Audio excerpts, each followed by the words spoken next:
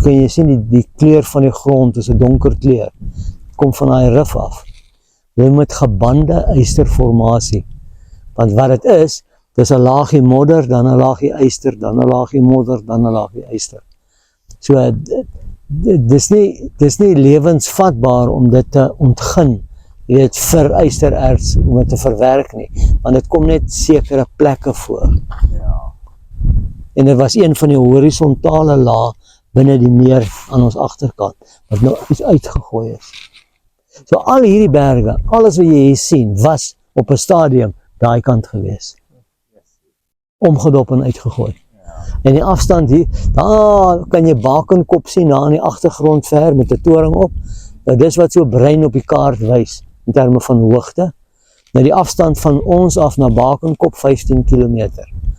En aantal valleie wat hy gevorm het, die 7 valleie. Dit is allemaal erosievalleie, hulle het so V-vorm. Nou, as dit nou 'n ring is, hoe breed? 15 km. Soos omtrent van hier tot daar. Ja, die ring self 15 km. Maar 10 km hoog. En nou vandag 250 meter. Maar hy is nog steeds om en by 15 km breed. Maar hy is hoogs verweerd. Nou die hoogsverwering veroorsaak dat die geologie ontbloot word. En dis sy unieke eienskap. Sy variansie van geologiese formasies.